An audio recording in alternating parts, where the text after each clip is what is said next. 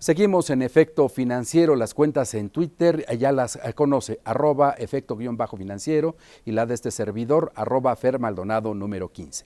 Antes de la urgencia y después de ella, habrá temas fundamentales para la vida nacional. Es el caso de la reforma hacendaria, que ha provocado repulsa en un amplio sector social. Este video colocado en el portal de YouTube por un conjunto de jóvenes que expresan rechazo al planteamiento de la Presidencia de la República habla justamente de esta circunstancia. Aquí se lo comparto. Si eres joven o no tan joven, si te gusta ir a conciertos, si quieres rentar una casa o comprarla, si tienes perro o gato o cualquier mascota, si quieres que tus hijos tengan educación privada, si pagas impuestos, si eres mexicano, esta información te va a interesar. La propuesta a la reforma hacendaria, propuesta con sentido social, publicada este 8 de septiembre por el presidente Enrique Peña Nieto, propone no agregar el impuesto al valor agregado, o IVA, como mejor lo conocemos, a alimentos y medicinas, pero sí a colegiaturas, conciertos, comida de mascotas, alquiler, hipotecas y muchas otras cosas más. El interés por este tipo de materiales contrasta notablemente con 100,000 impactos.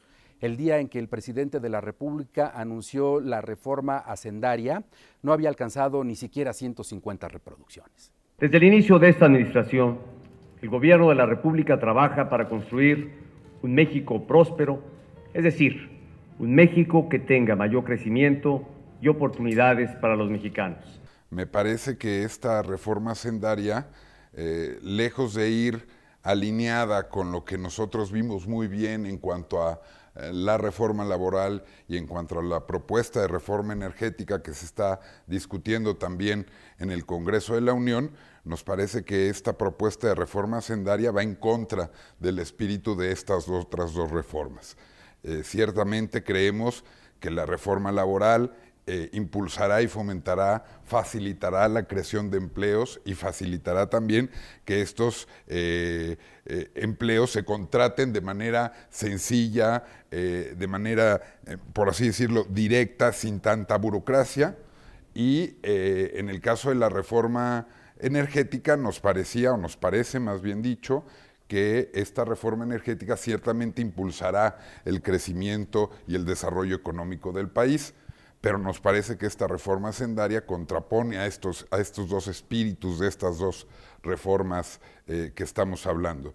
Una reforma hacendaria que lo que vemos es que no aumenta la base de contribuyentes, es decir, se pretenden generar 500,000 millones de pesos adicionales para el gobierno federal mediante dos fuentes. Una, 240,000 millones de pesos aproximadamente, mediante el incremento de los impuestos a los mismos de siempre, a los que hoy pagan sus impuestos, pues bueno, pues vamos a exprimirlos un poquito más y le sacamos, son 240,000 millones.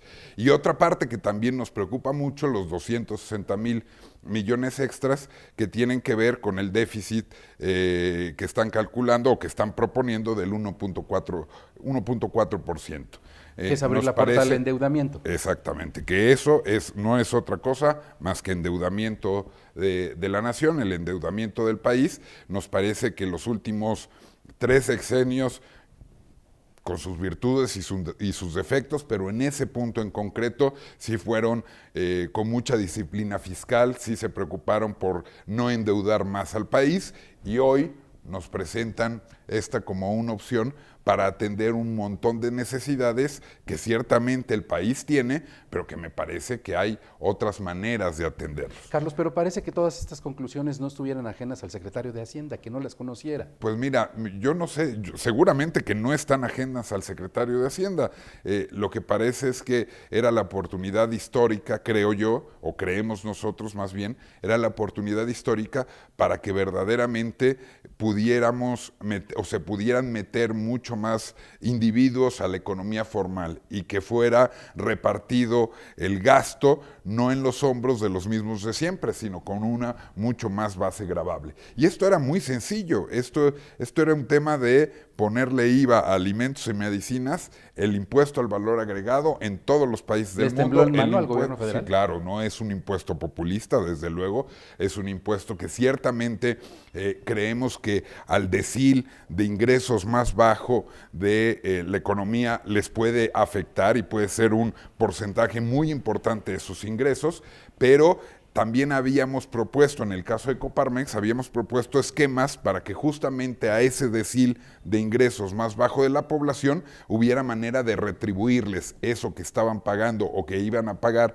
de impuestos de IVA en alimentos y medicinas, retribuírselo de manera directa. Hay muchos padrones que se podían cruzar de quiénes son las personas que están en ese decil más bajo de ingresos de toda la población, pero no es popular, no, pero es el impuesto, Fer, perdón que continúe, es el impuesto, uno, el impuesto más democrático, porque todos lo pagan.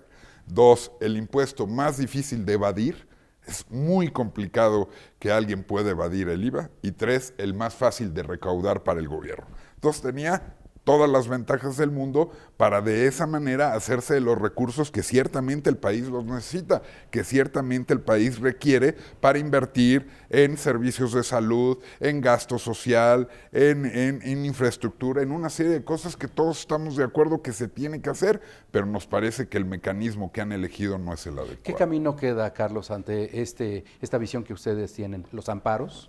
Mira, yo no he querido, muchas veces me han preguntado eso, yo no he querido tocar todavía el terreno del tema de los amparos. ¿Está en la posibilidad? Me parece que antes de eso tendríamos que hacer verdaderamente un ejercicio de convencimiento con los diputados federales, con los legisladores. Hoy, recordemos, es una propuesta del presidente que tendrá que ser analizada y que tendrá que ser discutida en el Congreso de la Unión. ¿Ustedes esperarían que no pasara como está? Y en ese sentido nosotros estamos haciendo la labor con quienes la tenemos que hacer, que son con los señores legisladores, ¿no? Con argumentos de mostrarle, más allá de que paguemos más o no paguemos más los empresarios, que no solamente son los empresarios, ojo, aquí esta reforma lacera principalmente justamente a la clase media, a la clase que tiene un empleo formal, que paga sus impuestos y que hoy con la mano en la cintura le dicen, pues ahora en lugar de 30 vas a pagar 32% de ISR. ¿Por qué? Pues porque tenemos que ingresar más. De tal suerte que nosotros estamos explorando ese camino con argumentos, demostrándoles, hay estudios o tenemos estudios en Confederación que demuestran los dichos, lo que estamos diciendo, y lo que vamos a hacer es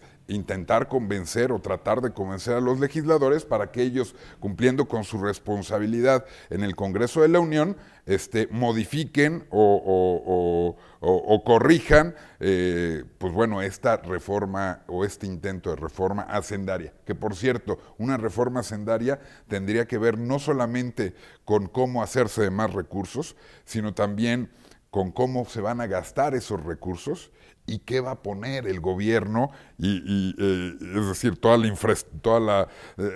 las dependencias gubernamentales, cómo también van a administrar esos recursos. Recordemos a los amigos que nos ven que el 67% de los ingresos o del presupuesto federal se va en gasto corriente.